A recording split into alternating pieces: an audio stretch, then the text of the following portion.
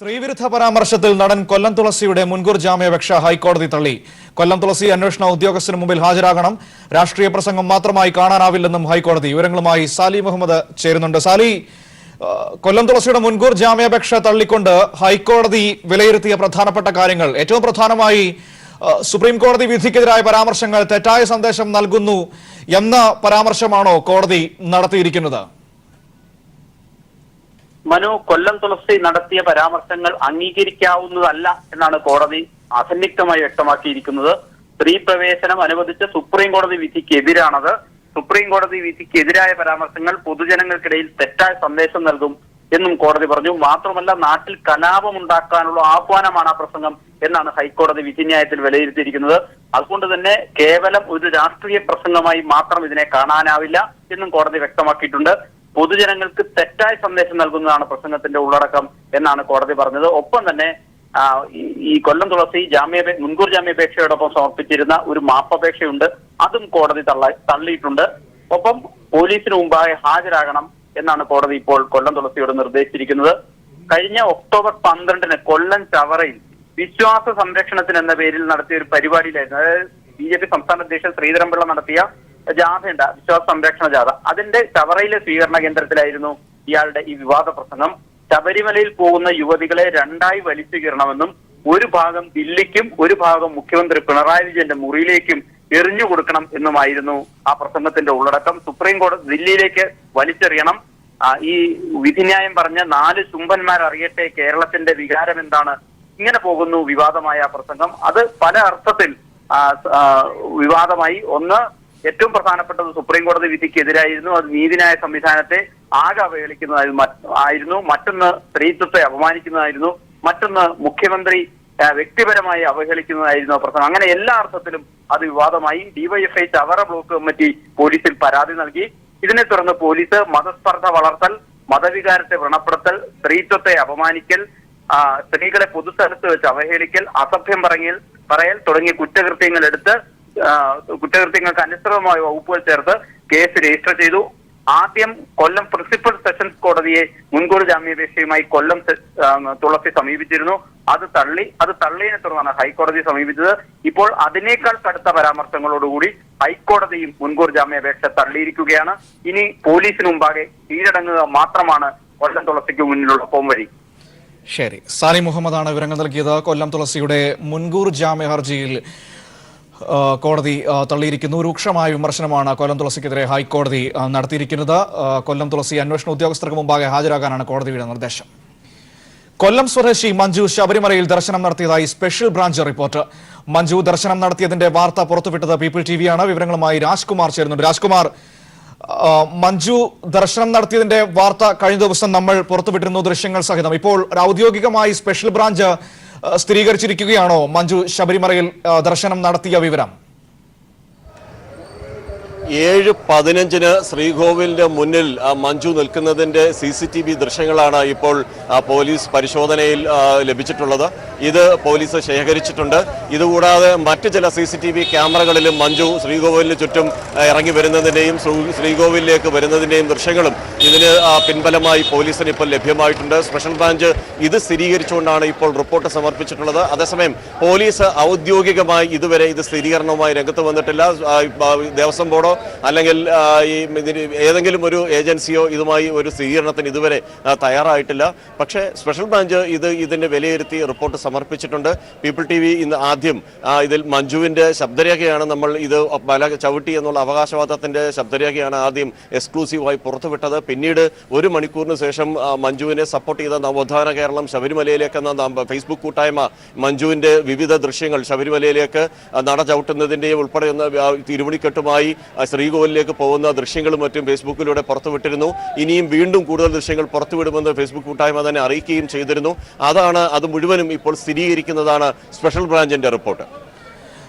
ഒപ്പം തന്നെ മഞ്ജു സന്നിധാനത്തേക്ക് വരുന്ന സമയത്ത് ഒരുപാട് ഭക്തരെ നമുക്ക് അവിടെ കാണാൻ കഴിയും. അവരുടെ ഭാഗത്തു നിന്നും യാതൊരു പ്രതിഷേധവും ഇല്ലാത്ത ഒരവസ്ഥയല്ലേ രാജ്കുമാർ ആ ദൃശ്യങ്ങളിൽ നിന്നുമൊക്കെ നമുക്ക് വ്യക്തമാകുന്നത്?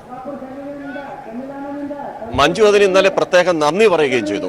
തന്നെ അയ്യപ്പ സേവാ സംഘത്തെ താൻ സമീപിച്ചു. അവരിൽ നിന്നാണ് ഇത് ഇരുമുടിക്കെട്ടിലുള്ള പൂജാദ്രവ്യങ്ങൾ എവിടെ സമർപ്പിക്കണം, എന്തെല്ലാം ചെയ്യണമെന്നുള്ള ഉപദേശം തേടിയത് അവരുടെ പക്കൽ നിന്നാണെന്ന് മഞ്ജു ഇന്നലെ വെളിപ്പെടുത്തിയിരുന്നു. അവരുടെ സഹായം ലഭിച്ചതിൽ തനിക്ക് അതിയായ നന്ദിയുണ്ടെന്ന് മഞ്ജു പറയുകയും ചെയ്തു. ഭക്തരിൽ നിന്ന് ഒരു പ്രതിഷേധവും ഉണ്ടായില്ല. ഒരുപക്ഷെ പോലീസിന്റെ സഹായം തേടിയിരുന്നുവെങ്കിൽ തനിക്ക് അയ്യപ്പനെ ദർശിക്കാൻ സാധിക്കുമായിരുന്നില്ല. സ്വന്തം നിലയിൽ പോയതുകൊണ്ട് മാത്രമാണ് അയ്യപ്പനെ ദർശിക്കാൻ സാധിച്ചത്. അത് തന്റെ ഒരു ഭാഗ്യവും പുണ്യവുമായി കരുതുന്നെന്ന് അവർ പറഞ്ഞു. താൻ പൂർണ്ണ ഭക്തയാണ്. ഇതിൽ ഇരുമുടിക്കെട്ട് എന്തിയാണ് താൻ പോയിരിക്കുന്നത്, വ്രതം നോറ്റാണ് പോയത്. അതുകൊണ്ട് ഭക്തിപൂർവ്വമായിട്ടുള്ള തനിക്ക് കാണാൻ കിട്ടിയ ഒരു അവസരത്തെ മഹാഭാഗ്യമായി കാണുന്നുവെന്നും അവർ ഇന്നലെ പറഞ്ഞു. എന്തായാലും പോലീസ് ഇവർക്ക് യാതൊരു സംരക്ഷണവും നൽകാൻ തയ്യാറായതുമില്ല. പോലീസിനെ ഇവർ സമീപിച്ചിരുന്നുമില്ല. അത് അവർ സ്വന്തം നിലയിലാണ് അവർ പോയതും ദർശനം നടത്തിയതും. രാജ്കുമാറാണ് സന്നിധാനത്തു നിന്നും വിവരങ്ങൾ നൽകിയത്. മഞ്ജു, കൊല്ലം സ്വദേശി മഞ്ജു ശബരിമല ദർശനം നടത്തിയതായി സ്പെഷ്യൽ ബ്രാഞ്ച് റിപ്പോർട്ട് നൽകിയിരിക്കുന്നു. മഞ്ജു ശബരിമല ദർശനം നടത്തിയ വാർത്ത കഴിഞ്ഞ ദിവസം ഞങ്ങൾ പുറത്തുവിട്ടിരുന്നു. ആദ്യം മഞ്ജുവിന്റെ ശബ്ദരേഖയും അവിടെ എത്തിയെന്ന് പറയുന്ന ശബ്ദരേഖയും പിന്നീട് ദൃശ്യങ്ങളുമാണ് പുറത്തു വന്നത്. മറ്റൊരു വാർത്തയിലേക്ക്. അയോധ്യ കേസ് വീണ്ടും 29-ന് പരിഗണിക്കും. അന്തിമവാദം കേൾക്കുന്നതിനെക്കുറിച്ച് തീരുമാനമായില്ല. അഞ്ചംഗ ബെഞ്ചിൽ നിന്ന് ജസ്റ്റിസ് യു ലളിത പിന്മാറിയതിനെ തുടർന്ന് ബെഞ്ച് പുനഃസംഘടിപ്പിക്കും. വിവരങ്ങളുമായി ഹരീഷ് ചേരുന്നു.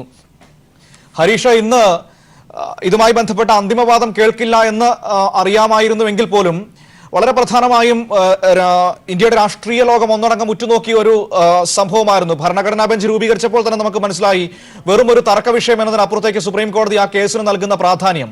ഇന്ന് കോടതിയിൽ സംഭവിച്ച പ്രധാനപ്പെട്ട സംഭവങ്ങൾ എന്താണ്? ഏത് ഘട്ടത്തിലാണ് ജസ്റ്റിസ് യു ലളിത ബെഞ്ചിൽ നിന്ന് പിന്മാറിയ ഒരു സാഹചര്യം ഉണ്ടായത്? മനു, അയോധ്യ കേസുമായി ബന്ധപ്പെട്ടുകൊണ്ട് തന്നെയുള്ള ഒരു കേസിൽ ഈ പറഞ്ഞ ഈ കല്യാൺ സിംഗിന് വേണ്ടി, അതായത് UP ഉത്തർപ്രദേശ് മുഖ്യമന്ത്രിയായിരുന്ന കല്യാൺ സിംഗിന് വേണ്ടി ഒരു തവണ ഈ യു ലളിത് ഹാജരായിരുന്നു. അതുകൊണ്ട് തന്നെ അദ്ദേഹം ഈ ബെഞ്ചിൽ ഇരിക്കുന്നത് അനിവാര്യമല്ല എന്നൊരു കാര്യം സുന്നി വഖഫ് ബോർഡിന് വേണ്ടി ഹാജരായ രാജീവ് ധവൻ എന്ന അഭിഭാഷകൻ ചൂണ്ടിക്കാണിച്ചു. പക്ഷെ രാജീവ് ധവൻ മറ്റൊരു കാര്യം തന്നെ പറഞ്ഞു. താൻ ജസ്റ്റിസിന് തന്നെ തീരുമാനിക്കാം, തങ്ങൾ ഇരിക്കുന്നത് തങ്ങൾക്ക് അനുയോജ്യമാണോ എന്ന് തങ്ങൾക്ക് തന്നെ തീരുമാനമെടുക്കാവുന്ന നിർദ്ദേശമാണ് അദ്ദേഹം മുന്നോട്ട് വെച്ചത്. അതിന്റെ അടിസ്ഥാനത്തിൽ തന്നെ യു ലളിത് ഒരു തീരുമാനം കൈക്കൊള്ളുകയായിരുന്നു. താൻ ഈ ബെഞ്ചിൽ ഇരിക്കുന്നില്ല, താൻ ബെഞ്ചിൽ നിന്ന് മാറുന്നു എന്നൊരു തീരുമാനം അദ്ദേഹം കൈക്കൊണ്ടു. അതിന്റെ അടിസ്ഥാനത്തിൽ ബാക്കിയുള്ള ചീഫ് ജസ്റ്റിസ് അടക്കമുള്ള ബാക്കിയുള്ള 4 പേരും ആ തീരുമാനം കൈക്കൊണ്ട തീരുമാനം ചർച്ച ചെയ്തു. അതിന്റെ അടിസ്ഥാനത്തിൽ തന്നെ അദ്ദേഹം മാറുന്ന സാഹചര്യമുണ്ട്. അതുകൊണ്ട് തന്നെ ബെഞ്ച് വീണ്ടും പുനഃസംഘടിപ്പിക്കണം, ഒന്നുകൂടി കോൺസ്റ്റിറ്റ്യൂട്ട് ചെയ്യേണ്ട ആവശ്യമാണ്. കാരണം 5 പേര് തന്നെ 4 പേര് മാത്രമേ ഇപ്പോഴുള്ളൂ. യു ലളിത് മാറി നിൽക്കുന്നു. അതുകൊണ്ട് തന്നെ ഇനി 29-ാം തീയതിക്ക് മുന്നേ തന്നെ പുതിയ ബെഞ്ച് രൂപീകരിച്ച്, അഞ്ചംഗ ബെഞ്ച് രൂപീകരിച്ചുകൊണ്ട് തന്നെ ഇപ്പോഴുള്ള ഒരു ഒഴിവിലേക്ക് ആളെ നികത്തിക്കൊണ്ട് തന്നെ 29-ാം തീയതി കേസ് വീണ്ടും പരിഗണിക്കും. അന്ന് പരിഗണിക്കുമ്പോഴും അയോധ്യ കേസുമായി ബന്ധപ്പെട്ട ഇപ്പോഴുള്ള 16 ഹർജി, അതായത് 15 ദില്ലി അലഹബാദ് ഹൈക്കോടതി വിധിക്കെതിരെയുള്ള ഹർജികളും അതുപോലെ തന്നെ ഒരു ബുദ്ധക്ഷേത്രമാണെന്ന് ആവശ്യപ്പെട്ടുകൊണ്ടുള്ള അയോധ്യ തർക്കഭൂമി ബുദ്ധക്ഷേത്രമാണെന്ന് ആവശ്യപ്പെട്ടുള്ള ഒരു റിട്ടും കോടതിയുടെ പരിഗണനയുണ്ട്. ആ വിഷയം തന്നെ അടക്കമുള്ള 16 ഹർജികളാണ് സുപ്രീം കോടതിയെ പരിഗണനയുള്ളത്. ആ വിഷയം തന്നെ കോടതി ഉടനെ തന്നെ വാദം കേൾക്കണം, അന്തിമ വാദം കേൾക്കണം, അല്ലെങ്കിൽ എന്ന് വാദം കേൾക്കണം എന്നിങ്ങനെയുള്ള നിർണായകമായ തീരുമാനങ്ങളെല്ലാം തന്നെ 29-ാം തീയതിയെ കൈക്കൊള്ളുകയുള്ളൂ. എന്തായാലും ഈ വിഷയം ഇന്ത്യൻ രാഷ്ട്രീയത്തെ ഏറ്റവും വലിയ ഇപ്പോൾ ചർച്ച ചെയ്യുന്ന വിഷയത്തിലാണ് അയോധ്യ. 2014 ലോക്സഭാ തെരഞ്ഞെടുപ്പിന് മുന്നോടിയായി തന്നെ നരേന്ദ്രമോദി അടക്കമുള്ള BJPയും സംഘപരിവാറുകളും പ്രധാനമായി തന്നെ മുദ്രാവാക്യം ഉയർത്തിയത് അയോധ്യ രാമക്ഷേത്ര നിർമ്മാണം പൂർത്തീകരിക്കുമെന്നുള്ള വിഷയമാണ് ചൂണ്ടിക്കാണിച്ചത്. അതൊരു വോട്ട് ബാങ്ക് തന്നെയാക്കി മാറ്റിയിട്ടായിരുന്നു ഇന്ത്യയിൽ തന്നെ പല സ്ഥലങ്ങളിലും വോട്ട് നേടി വിജയിച്ചിരുന്നു. അതേ മുദ്രാവാക്യം തന്നെ 2019 ഇലക്ഷനും മുന്നോട്ട് വെക്കാൻ തന്നെയാണ് BJPയുടെയും സംഘപരിവാർ സംഘടനകളുടെയും തീരുമാനം. അതുകൊണ്ട് തന്നെ ഇന്ത്യൻ രാഷ്ട്രീയത്തിന് വലിയ ഒരു മാനങ്ങളുണ്ട് ഈ അയോധ്യ കേസുമായി ബന്ധപ്പെട്ട് നോക്കുമ്പോൾ. നിലവിൽ തന്നെ കേന്ദ്ര നിയമമന്ത്രി രവിശങ്കർ പ്രസാദ് കഴിഞ്ഞ ദിവസം വ്യക്തമാക്കിയിരുന്നു, ശബരിമല വിധി സുപ്രീം കോടതി നിരന്തരം വാദം കേൾക്കുന്നു, ഉടനെ തന്നെ വിധി പറയുന്നു. എന്തടിസ്ഥാനത്തിലാണ് അങ്ങനെ വിധി പറഞ്ഞത്? പക്ഷെ അങ്ങനെ വിധി പറഞ്ഞെങ്കിൽ എന്തുകൊണ്ട് അയോധ്യ കേസ്, ഇത്രയും പഴക്കമുള്ള അയോധ്യ കേസ് എന്തുകൊണ്ട് ഇത്ര പെട്ടെന്ന് വിധി പറഞ്ഞില്ല, എന്തുകൊണ്ട് അതിന്റെ വാദം കേട്ടില്ല? ഇതിന് നിർണായകമായ ചോദ്യങ്ങൾ അദ്ദേഹം മുന്നോട്ട് വെച്ചിരുന്നു. ഒരു കേന്ദ്ര നിയമമന്ത്രി തന്നെ ഒരു ഇന്ത്യ എന്നൊരു മതേതരത്വ രാഷ്ട്രത്തിന് മുന്നിൽ തന്നെ ഇങ്ങനെ ഒരു ഹിന്ദു മത സംഘടനയ്ക്ക് വേണ്ടി അല്ലെങ്കിൽ ഹിന്ദു വിഭാഗങ്ങൾക്ക് വേണ്ടി വേണ്ടി ഇങ്ങനെ വാദിച്ച് ശരിയായ നടപടിയല്ലെന്ന് ചൂണ്ടിക്കാണിച്ചുകൊണ്ട് തന്നെ നിലവിൽ മുസ്ലിം വ്യക്തിനിയമ ബോർഡടക്കമുള്ള സന്നദ്ധ രംഗത്ത് വന്നിരുന്നു. എന്തായാലും അതൊരു ശരിയായ നടപടിയല്ല. കാരണം ഒരു കേന്ദ്രം അല്ലെങ്കിൽ ഇന്ത്യ എന്നൊരു രാഷ്ട്രത്തിന്റെ ഏറ്റവും വലിയ പ്രത്യേകത മതേതരത്വമാണ്. ആ മതേതരത്വം കാത്തുസൂക്ഷിക്കുന്ന ഇന്ത്യയിൽ തന്നെ ഇങ്ങനെ നിലപാട് സ്വീകരിച്ചത് ശരിയല്ല എന്ന നിലപാട് പിന്നെ വലിയ ചർച്ചകളുമായിരുന്നു. അപ്പോൾ എന്നാൽ കേന്ദ്ര സർക്കാരും BHPയും സംഘപരിവാർ സംഘടനകളും ശിവസേന അടക്കമുള്ള ഒരേ സ്വരത്തിൽ ആവശ്യപ്പെടുന്ന ഈ പറയുന്ന അയോധ്യ രാമക്ഷേത്ര നിർമ്മാണം പൂർത്തീകരിക്കണം എന്നുള്ള ആവശ്യമാണ്. കഴിഞ്ഞ ദിവസം ജനുവരി 1-ാം തീയതി ANAക്ക് നൽകിയ അഭിമുഖത്തിൽ പ്രധാനമന്ത്രി നരേന്ദ്രമോദി വ്യക്തമായി തന്നെ പറയുന്നു, ഈ വിഷയവുമായി ബന്ധപ്പെട്ടുകൊണ്ട് അയോധ്യ വിഷയവുമായി ബന്ധപ്പെട്ടുകൊണ്ട് സുപ്രീം കോടതി വിധി വരട്ടെ, അതിനുശേഷം ഓർഡിനൻസുമായി ബന്ധപ്പെട്ട കാര്യങ്ങൾ തീരുമാനമെടുക്കാമെന്നാണ് അദ്ദേഹം പറഞ്ഞത്. പക്ഷെ അതിൽ അങ്ങനെ പറയാനുണ്ടായ പ്രധാനപ്പെട്ട കാരണം ഇങ്ങനെ ഒരു പക്ഷേ എന്തായാലും അദ്ദേഹം ഓർഡിനൻസ് എന്ന വസ്തുത അദ്ദേഹം തള്ളിക്കളഞ്ഞിട്ടില്ല. പക്ഷെ എന്തായാലും ഈ വിഷയം കത്തിച്ചുകൊണ്ട് തന്നെ ഇന്ത്യയിൽ ഒരു തീവ്ര ഹിന്ദുത്വ നിലപാട് സ്വീകരിച്ച് തന്നെ അത് വോട്ട് വാക്കാനുള്ള ലക്ഷ്യമാണ് BJP സർക്കാർ നടത്തിക്കൊണ്ടിരിക്കുന്നത്. അതിൽ തന്നെയാണ് ഇങ്ങനെ വിഷയം കത്തിച്ചു നിർത്തും. അപ്പൊ ഇന്ത്യൻ രാഷ്ട്രീയത്തിൽ വലിയ ഒരു മാനങ്ങളുണ്ട് ഈ കേസിൽ. എന്തായാലും അയോധ്യ ഈ തർക്കഭൂമിയുമായി ബന്ധപ്പെട്ട അലഹബാദ് ഹൈക്കോടതി വിധി 2010 ഉണ്ടായിരുന്നത്. 2010 2.77 ഏക്കർ ഭൂമി 3 ആയി വിഭജിച്ച് നൽകിയ ഒരു സാഹചര്യമുണ്ട്. സുന്നി വഖഫ് ബോർഡ്, രാംലീല, വിരാജ്മാൻ എന്നിങ്ങനെ 3 പേർക്ക് വിഭജിച്ച് നൽകിയ നടപടിക്കെതിരെയാണ് ആ വിധി പുനഃപരിശോധിക്കാൻ ആവശ്യപ്പെട്ടുകൊണ്ടാണ് സുപ്രീം കോടതിയെ സമീപിച്ചത്.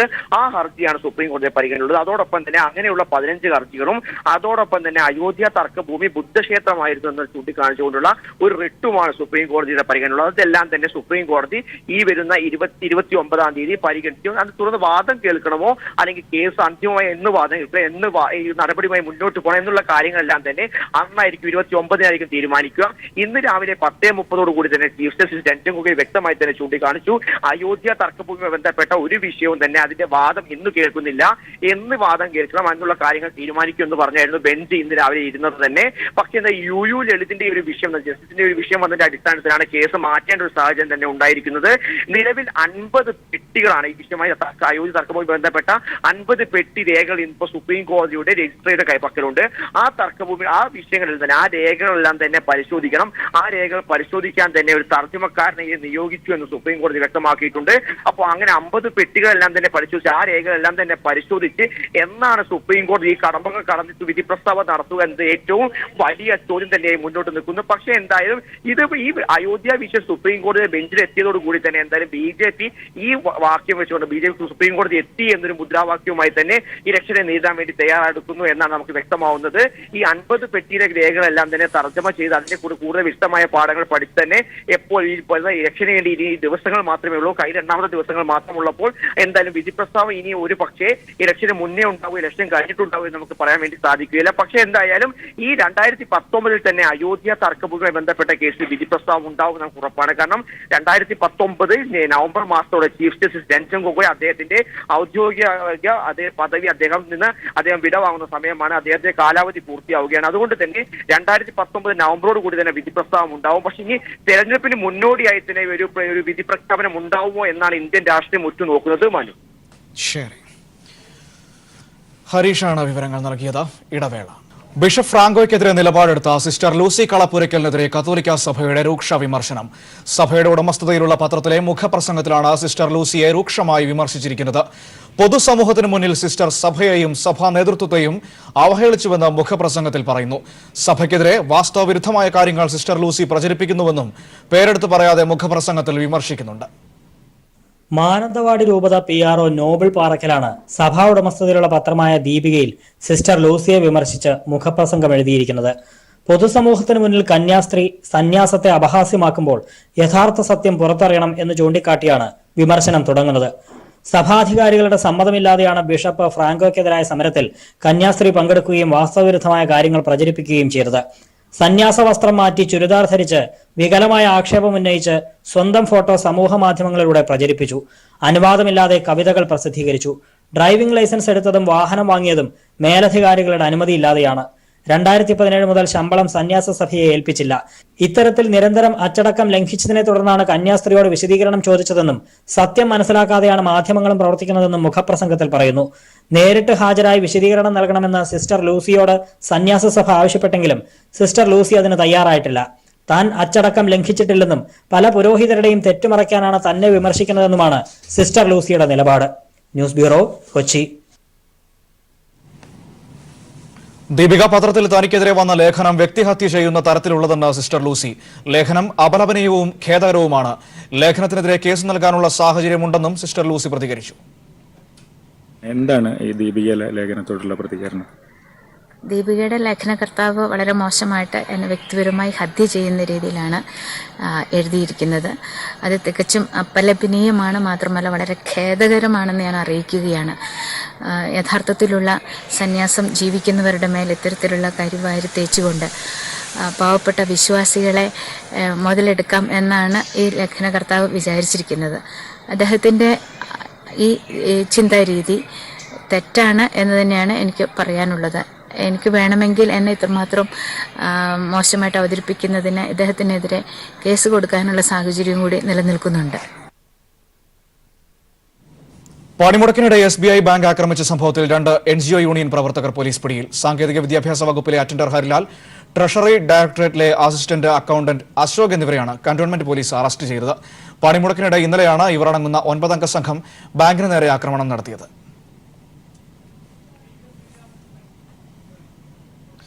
ഭരണഘടനാ ഭേദഗതികൾ സംസ്ഥാന നിയമസഭകൾ കൂടി പാസാക്കി നടപ്പിലാക്കുന്നതാകും നല്ലതെന്ന് സ്പീക്കർ ശ്രീരാമകൃഷ്ണൻ. ഇതാണ് ഫെഡറൽ നിയമങ്ങൾക്ക് നിരക്കുന്നതെന്നും സ്പീക്കർ പറഞ്ഞു. ഭരണഘടനയെക്കുറിച്ചുള്ള അവബോധത്തിന്റെ കുറവ് ഉള്ളതായിട്ട് പലപ്പോഴും തോന്നുന്ന അനുഭവങ്ങളാണ് ഇപ്പോൾ കാണുന്നത്.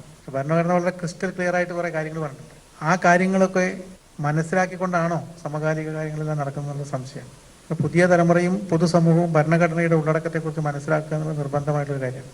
സംസ്ഥാന നിയമസഭകൾ കൂടി പാസ്സാക്കുന്നതാണ് ഉചിതം. അതാണ് എൻ്റെ കീഴ്വഴക്കം. സാധാരണഗതിയിൽ ഭരണഘടനാ ഭേദഗതി പോലെയുള്ള നിർദ്ദേശങ്ങൾ വരുമ്പോൾ ഒരു ഫെഡറൽ ഭരണഘടനയുള്ള ഒരു രാജ്യം എന്നുള്ള നിലയിൽ സംസ്ഥാന നിയമസഭകൾ കൂടി അത് പരിഗണിക്കുകയും പാസ്സാക്കുകയും ചെയ്യുന്ന പതിവാണുള്ളത്. താൽക്കാലിക ജീവനക്കാരനായിരിക്കെയുള്ള സേവന കാലാവധിയും പെൻഷന് പരിഗണിക്കണമെന്ന ഹൈക്കോടതി വിധിക്കെതിരെ KSRTC സമർപ്പിച്ച അപ്പീൽ സുപ്രീം കോടതി ഇന്ന് പരിഗണിക്കും. മാസം 110 കോടി രൂപയുടെ നഷ്ടത്തിലാണ് പ്രവർത്തിക്കുന്നതെന്നും ഹൈക്കോടതി വിധി നടപ്പാക്കിയാൽ അടച്ചുപൂട്ടേണ്ടി വരുമെന്നും വ്യക്തമാക്കി KSRTC ഇന്നലെ സുപ്രീം കോടതിയിൽ സത്യവാങ്മൂലം സമർപ്പിച്ചിരുന്നു. 428 കോടിയുടെ അധിക ബാധ്യതയുണ്ടാകുമെന്നും സത്യവാങ്മൂലത്തിൽ ചൂണ്ടിക്കാണിച്ചിട്ടുണ്ട്. നഷ്ടത്തിലാണെങ്കിൽ അടച്ചുപൂട്ടണമെന്ന് സുപ്രീം കോടതിയുടെ നിരീക്ഷണം നടത്തിയതിന്റെ പശ്ചാത്തലത്തിലാണ് KSRTC സത്യവാങ്മൂലം സമർപ്പിച്ചത്. മറ്റു വാർത്തകളിലേക്ക്. പ്രേക്ഷകരുടെ കാത്തിരിപ്പിന് വിരാമമിട്ട സൂപ്പർ സ്റ്റാർ രജനീകാന്തിന്റെ പുതിയ സിനിമ പേട്ട തിയേറ്ററുകളിലെത്തി. മാസ് ഗെറ്റപ്പിലെത്തുന്ന തലവരെ കാണാൻ പ്രേക്ഷകരുടെ വലിയ കൂട്ടമാണ് തിയേറ്ററുകളിലെത്തിയത്. 90കളിലെ രജനിയെ തങ്ങൾക്ക് തിരിച്ചു കിട്ടിയെന്നാണ് പ്രേക്ഷകർ ഏകസ്വരത്തിൽ പറയുന്നത്. മരണമാസ് ഡയലോഗുകൾ, പ്രായത്തെ തോൽപ്പിക്കുന്ന മെയ്വഴക്കം, രജനിയുടെ സിനിമകളിലെ പതിവ് മസാലക്കൂട്ടുകളെല്ലാമുള്ള പേട്ടയ്ക്ക് നല്ല റിവ്യൂ ആണ് പ്രേക്ഷകർ നൽകുന്നത്. സൂപ്പർ മാസ് പടം, ഗുഡ് കംബാക്ക്. 69 വയസ്സാണല്ലോ രജനികാന്ത് ഫുൾ രജനി ഫിലിം ഭാഷ ആ ടൈപ്പിൽ ഒരു പക്ക ഫിലിം. നല്ല സന്തോഷം, ഉറക്കയില്ല സന്തോഷം. സേതുപതി വില്ലൻ വേഷത്തിലെത്തുന്ന പേട്ട സംവിധാനം ചെയ്തിരിക്കുന്നത് കാർത്തിക് സുബരാജാണ്. തൃഷ, സിമ്രാൻ, നവാസുദ്ദീൻ സിദ്ദിഖി എന്നീ പ്രഗത്ഭ താരനിരയോടൊപ്പം മലയാളത്തിന്റെ സ്വന്തം മണികണ്ഠനും വേഷമിടുന്നു. സത്യമാ சொல்றேன், അടിച്ച് 100 പേരോട് ഓഴ വിട്ടുടുവേ, മാനം പോലെ തിരിപ്പി വരാതെ പാത്തുക്കോ. ഏരീസ് പ്ലസിൽ രാവിലെ 4 മണിക്ക് ആരംഭിച്ച ഷോ കാണാൻ സ്ത്രീകളടക്കമുള്ളവർ എത്തിയിരുന്നു.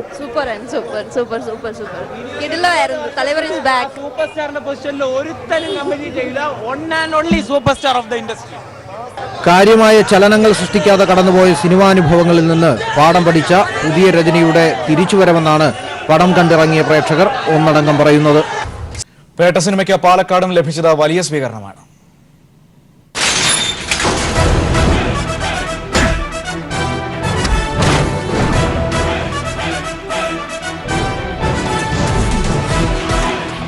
കാത്തിരുന്ന ആരാധകർക്കായി സ്റ്റൈൽമൻ ഷോ തന്നെയാണ് പേട്ടയിൽ സംവിധായകൻ കാർത്തിക് സുബ്രാജ് ഒരുക്കിവെച്ചത്.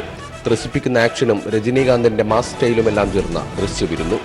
പുലർച്ചെ 3:30 ആരാധകർക്കായി ഒരുക്കിയ ഷോ മുതൽ തിയേറ്ററുകൾ നിറഞ്ഞു കവിഞ്ഞു. രജനീകാന്ത് തിരശ്ശീലയിൽ പ്രത്യക്ഷപ്പെട്ടപ്പോഴെല്ലാം ആരാധകർ ഇളകിമറിഞ്ഞു.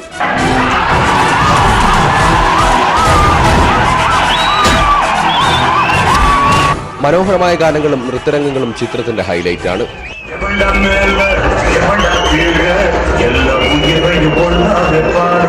ചിത്രത്തിൽ ശ്രദ്ധേയമായ വേഷം ചെയ്ത മലയാളി താരം മണികണ്ഠനാചാരി പാലക്കാട് ആരാധകർക്കൊപ്പം ആദ്യ പ്രദർശനത്തിനെത്തി. എന്നെ സംബന്ധിച്ച് എത്ര സീൻ ചെയ്തെന്നോ എൻ്റെ കഥാപാത്രത്തെ കുറിച്ച് സംസാരിക്കപ്പെടുന്നോ അതൊന്നുമല്ല.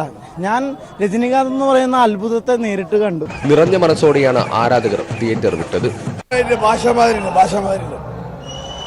അതിഗംഭീരമായ ഫിലിം, അടിപൊളി, സൂപ്പർ കുറെ കാലത്തിന് ശേഷം ഒരു അടിപൊളി രജനി പടം. Super star